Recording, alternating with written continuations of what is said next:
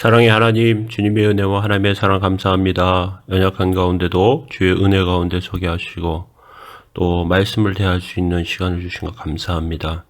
저희들의 심령과 영혼을 복되게 하여 주시고 하나님의 은혜와 도우심 가운데 서도록 주님 붙들어 주옵소서.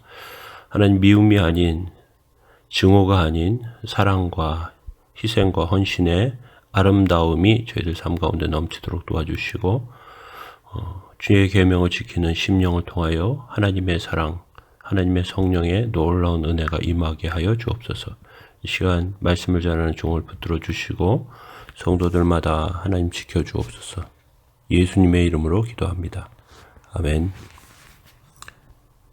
네, 오늘 함께 보실 말씀은 요한일서 3장 13절부터 24절까지 말씀입니다.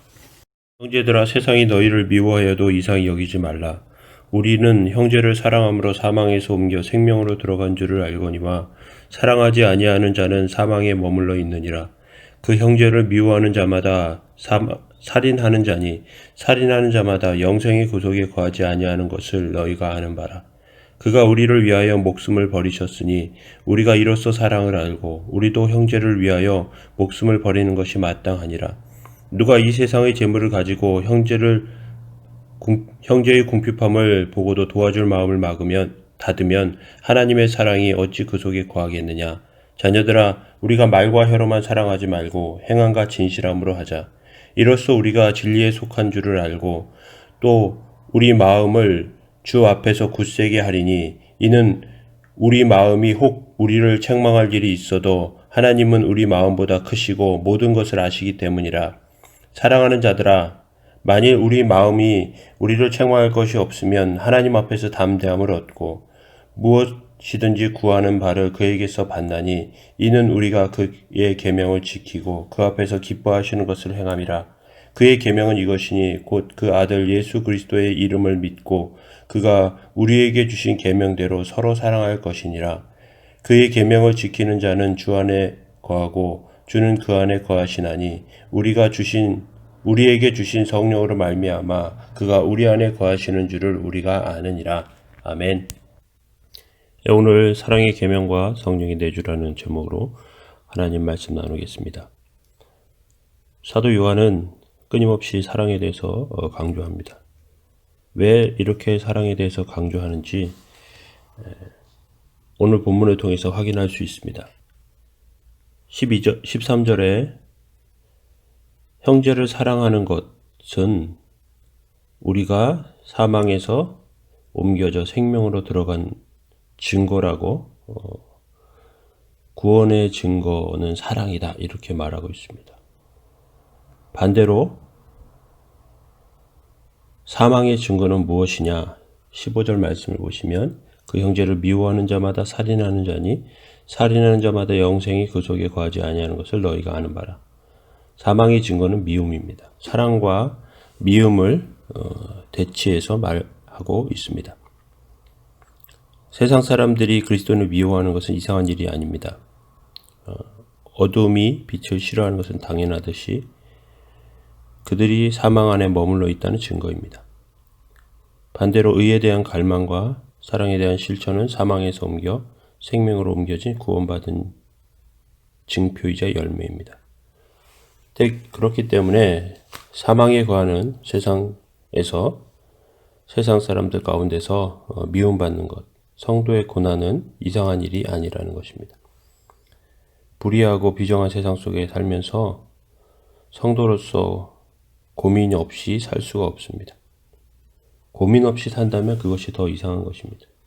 우리가 힘들고 어렵게 살아가는 것은 이상하고 희한한 일이 아니라 구원받은 사람의 태도와 모습, 세상과 다른 그것들 가운데서의 하나님의 백성으로 살아가는 삶의 방식과의 충돌, 이러한 것들 때문에 나타나는 것입니다. 그렇기 때문에 사랑에 대해서 사도 요한은 당부하고 있습니다. 그가 우리를 위하여 목숨을 버리셨으니 우리가 이로써 사랑을 알고 우리도 형제들을 위하여 목숨을 버리는 것이 마땅하니라. 극단적으로 사랑에 대해서 말씀하고 계십니다. 이렇게 사랑을 당부하고 있기 때문에 사랑이 주는 확신 속에서 사랑의 계명을 지키며 살아야 합니다. 이것은 삶의 실천을 통해서 나타나는 것이죠. 그래서 사랑의 방식을 17절부터 20절까지 말하고 있습니다. 사랑의 방식은 행함과 진실함이라는 것입니다. 17절을 보면 세상의 짐을 가지고 형제의 궁핍함을 보고 도와줄 마음을 닫으면 하나님의 사랑이 어찌 그 속에 거하겠냐 이렇게 말하고 있습니다. 말과 혀로만 사랑할 수 없습니다. 사랑은 행함과 진실함으로 할 수 있습니다. 그리고 진리에 속하고 생명에 속한 사람들은 주님 앞에서 이것들을 생각하면서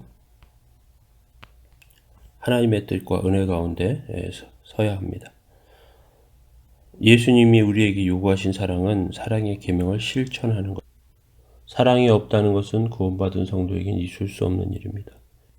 그래서 그 사랑을 실천하고 사는 사람은 사랑의 결과로 담대함과 확신 가운데 거하게 됩니다. 사랑을 실천하는 것을 두려워하지 않고 확신 가운데 설 수 있습니다. 21절부터 24절까지 말씀 가운데서 그 이야기를 하고 있습니다. 사랑하는 자들아, 만일 우리의 마음이 우리를 책망할 것이 없으면 하나님 앞에서 담대함을 얻고 무엇이든지 구하는 바를 그에게서 받나니. 우리가 기도하는 것을 얻을 수 있는 것도 하나님 앞에 책망할 것이 없는 사랑의 계명을 실천하는 것 가운데 그것들을 받는다고 말하고 있습니다. 이는 우리가 그의 계명을 지키고 그 앞에서 기뻐하시는 것을 행함이라. 하나님 기뻐하시는 것을 행하는 사람, 하나님께서 기도하는 것마다 들어주신다는 거죠. 그의 계명을 지키는 사람은 그 계명은 사랑의 계명입니다. 하나님의 사랑을 실천하고 진실함 가운데 살아가는 그 사람 가운데 하나님께서 기도 응답하시고 또 중요한 것이 그 다음에 나오는데 24절에 보면 그의 계명을 지키는 자는 주 안에서 거하고 주는 그 안에 거하시나니 우리에게 주신 성령으로 말미암아 그가 우리 안에 거하시는 줄 우리가 아느니라. 구원받은 사람은 성령이 그 안에 거하십니다. 그런데 구원받은 사람의 증거는 구원의 증거는 사랑이라고 말하고 있습니다. 이 계명을 사랑의 계명을 지키는 사람은 주님 안에 거하고 성령께서 그 안에 거하신다라고 말씀하고 계십니다.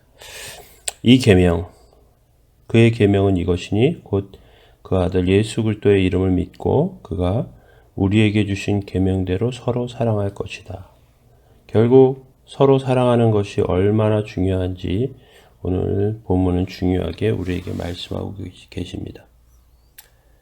우리는 사랑 안에서 담대할 수 있습니다. 왜냐하면 사랑, 행함과 진실함 가운데 거하기 때문에 그렇습니다. 사랑할 때 나 자신이 진리 안에 있음을 확인할 수 있습니다. 구원의 확신과 은혜를 얻을 수 있습니다. 사랑의 삶이 주는 확신입니다.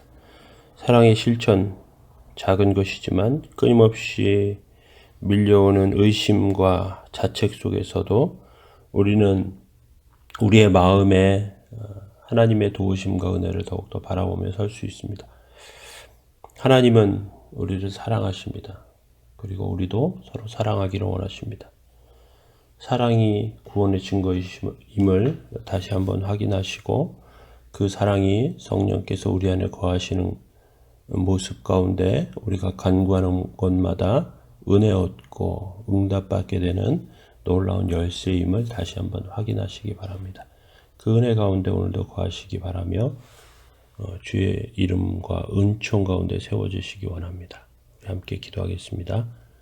사랑의 하나님, 주님의 은혜와 하나님의 사랑 감사합니다. 때때로 우리 스스로 자책하고 또 하나님의 뜻과 은혜 가운데 바르게 서지 못함을 생각하며 연약함 가운데 거할 때가 많이 있습니다. 주님 도와주셔서 하나님의 사랑 안에 거하게 하여 주시고 사랑을 실천하게 하여 주시고 사랑을 행할 형제를 도울 마음을 막지 않도록 인도해 주시고 주의 은혜와 은총 가운데 살도록 주님 붙들어 주옵소서. 주님의 사랑이 저희 안에 거하면서 간구와 명답 받으며 확신과 은총 가운데 세워지고 하나님의 놀라우시고 거룩하신 역사가 저희들 삶을 통해서 증거되며 증명되게 해 주옵소서. 비록 연약한 삶이지만 연약한 인생이지만 하나님의 은혜 가운데 살게 하여 주옵소서. 도우시기 원합니다. 예수님의 이름으로 기도합니다. 아멘.